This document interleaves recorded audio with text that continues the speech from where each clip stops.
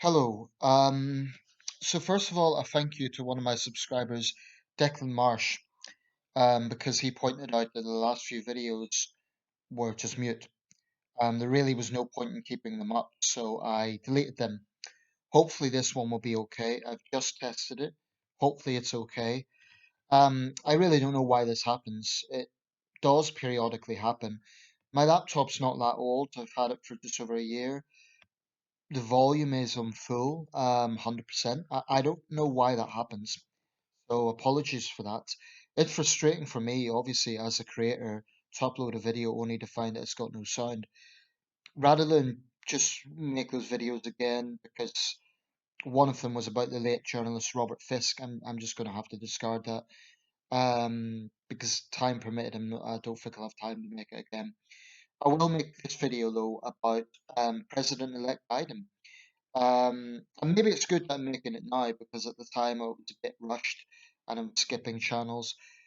Right now on CNN, they're debating the current situation. Apparently, the latest is First Lady Melania Trump is among those in the president's inner circle, kind of pushing him now to just accept defeat.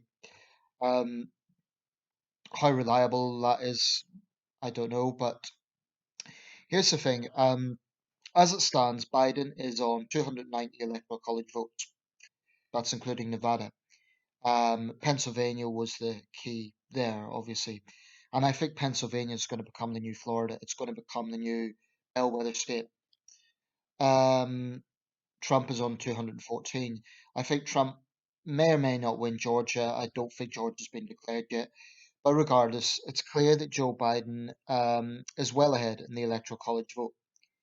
Biden didn't get a landslide, that has to be said, but nevertheless, he has had the largest popular vote in American history, about 75 million. Trump actually has the largest popular vote of a losing candidate at over 70 million. Apparently, this was the biggest turnout in a century, despite the pandemic. And a lot of that will be those mail in votes. Um, Here's my basis of how I view the claims of fraud. The Trump campaign, on one hand, was saying that the vote should stop in some states, whilst demanding that it continue in other states. Now, they can't have it both ways. I have seen things circulating around the internet purporting to show ballots that are discarded. But what isn't said is what's on these ballots. Um, I haven't seen any information, and I'm not saying it's not there, but I haven't seen any evidence or any links showing that these ballots were votes for Trump. If that does transpire, it does need to be investigated. That's a serious matter, obviously. It needs to be independently investigated, and the Democrats shouldn't stand in the way of that. But my feeling is this is a desperate attempt by a desperate administration to cling on to power. I mean, the fact that Donald Trump has Rudy Giuliani, who in my opinion has lost all credibility, once America's mayor, now a sleazy stooge of a lame duck president. That's what Giuliani is, unfortunately. I see Mr. Giuliani as a fall from grace. He was once an inspiring figure. Now he's just a stooge of Donald Trump. It's really sad, actually. Um, I watched Biden's speech last night. Both his and Vice President-elect Harris's speeches were impressive, I thought.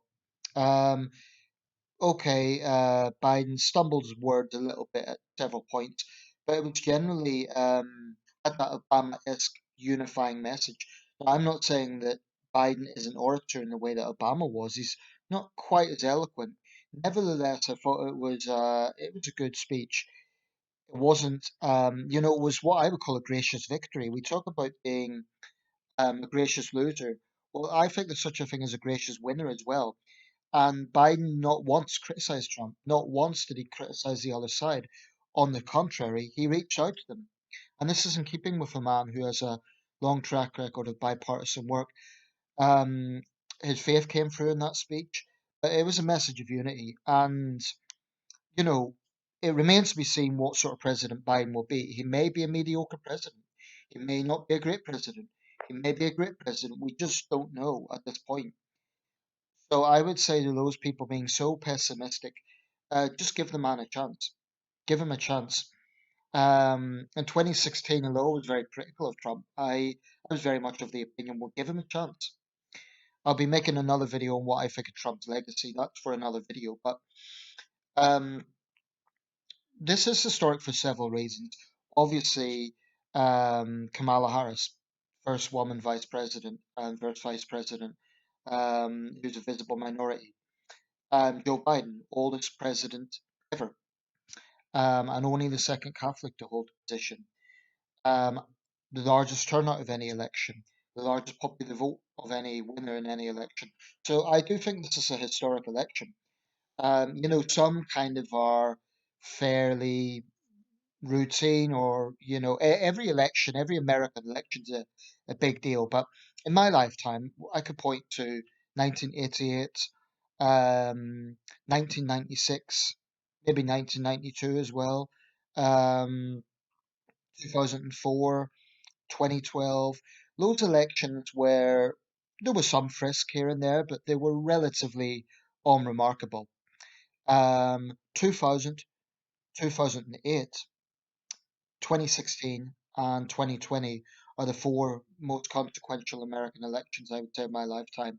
2000 for that notorious recount and the Supreme Court ruling. Um, what was the other ones I said? 2008, obviously, for Obama's win. 2016 for a lot of factors, and this one. So I think that I mean, I've got 20 newspapers over there. It's literally about, I think something like 15 to 20 newspapers. That's how much I've been following the coverage. I haven't even had time to read them all yet. Today's Remembrance Sunday. It was a virtual event held online by Sunderland City Council. It was quite well done, quite surreal seeing that online. First time in a century, actually. Um, I don't know what the volume in this is going to be like. Apologies, I had to delete the last video. It's frustrating for me. I don't know why this happened, but it does. Biden's tasks ahead are going to be many. I just hope there isn't a constitutional crisis with Trump refusing to go, or a very messy Supreme Court battle, because that will only benefit the likes of China and Russia. You can be absolutely sure RT right now is really, really taking advantage of this situation. And China will be using it in their state propaganda. Say, oh, look at this is Western democracy. These totalitarian regimes will be lapping this up. And that's something else the sitting president, that is, needs to understand. Not that Trump cares. I don't think he cares, but um, it's why if Biden is dull by comparison. I don't think he is actually, but if he's seen as dull by comparison, if he's a president normal, as Francois Hollande said he would be when he became French president in 2012, that's no bad thing. It really isn't. I think the world desperately needs some normal American leadership. I think the world desperately needs, and by the way, by normal, I'm not saying passive. I'm saying a president who acts like a statesman and doesn't conduct foreign policy by Twitter. And I think we'll get that from Joe Biden. He'll probably only serve one term. Sometimes his age does show. I don't know if the Biden today is as good as he could have been in 2008, but that's history. It's done. He is now president elect. And I think that whilst I'm an outsider, I would politely suggest to American viewers this man is reaching out. Take it up. America's a bitterly divided country right now, and for the sake of all Americans, I think they should give Joe Biden a chance. If he messes up, he could be voted out of office in 4 years.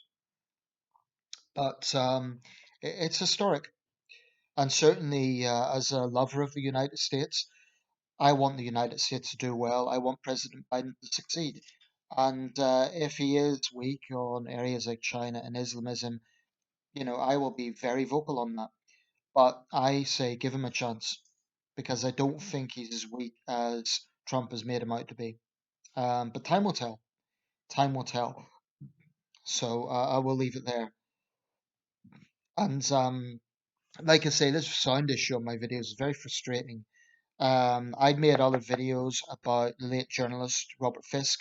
I'd made a video about the police arresting a 73-year-old woman in East Yorkshire who had taken her 97-year-old mother out of a care home. I'd made videos about those things, and frustratingly, I'd had to delete them.